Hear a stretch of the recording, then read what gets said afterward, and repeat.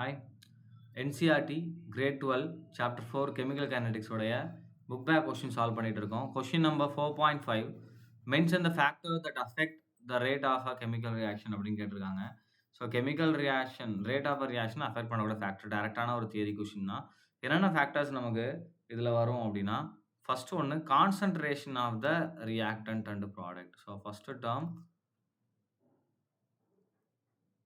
Concentration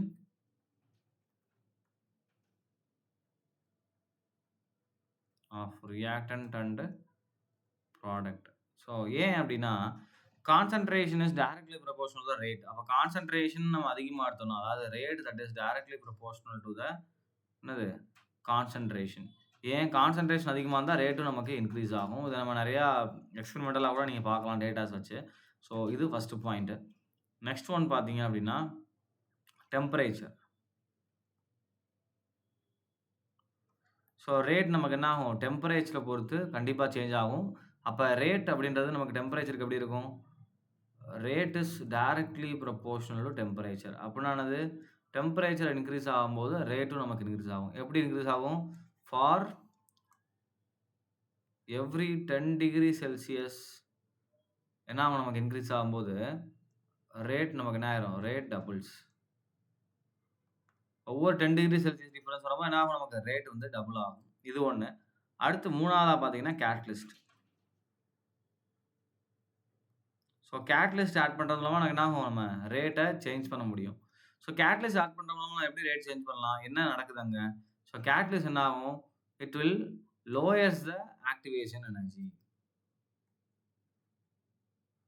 lowers the EA and give new path. ஒரு புது பாத்வேவே கொடுக்கும் ரியாக்ஷனுக்கு. அப்போ ரியாக்ஷன் என்ன ஆகும், ரொம்ப ஃபாஸ்ட்டாக போக ஆரம்பிக்கும். ஏன்னா EA ரொம்ப கம்மியாக இருக்கும். அப்போ நிறைய ரியாக்டன் என்ன மாறட்டும், ப்ராடக்டாக நமக்கு மாறும். அப்போ ரியாக்ஷனும் சீக்கிரம் முடிஞ்சிடும். ஸோ அப்போ 3 ஃபேக்டர்ஸ் இருக்குது. First one concentration of reactant and product. So அது எப்படி அஃபெக்ட் பண்ணுது ரேட்டை பார்த்தாச்சு. அடுத்து டெம்பரேச்சர் நமக்கு எப்படி ரேட் ஆஃப் ரியாக்ஷன் அஃபெக்ட் பண்ணுது அப்படின்னு பார்த்தாச்சு. அடுத்து கேட்டலிஸ்ட்டு, ஒரு கேட்டலிஸ்ட் யூஸ் பண்ணும்போது எப்படி நமக்கு அஃபெக்ட் ஆகுது அப்படின்னு நம்ம பார்த்தாச்சு. ரைட். ஸோ இதில் வந்து எக்ஸ்ட்ரா நம்ம என்ன பண்ணிக்கலாம்னா, nature of the reactant add பண்ணிக்கலாம், அதாவது சர்ஃபேஸ் ஏரியா ஆட் பண்ணிக்கலாம். இது மேஜரான ஒன்று.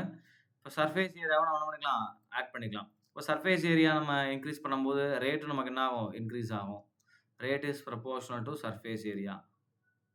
ரைட்டா. ஏன்னா சர்ஃபேஸ் ஏரியா அதிகமாகும் போது மோர் மாலிகுல்ஸ் ஆர் என்னது ப்ரோன் டு த ரியாக்ஷன். அதாவது முன்னாடி ரொம்ப ஓப்பனாக இருக்கும், ஈஸியாக ரியாக்ட் ஆயிரும். ஸோ அப்புறம் பண்ணிக்கலாம், அந்த 4 ஃபேக்டரை நம்ம ஆட் பண்ணிக்கலாம்.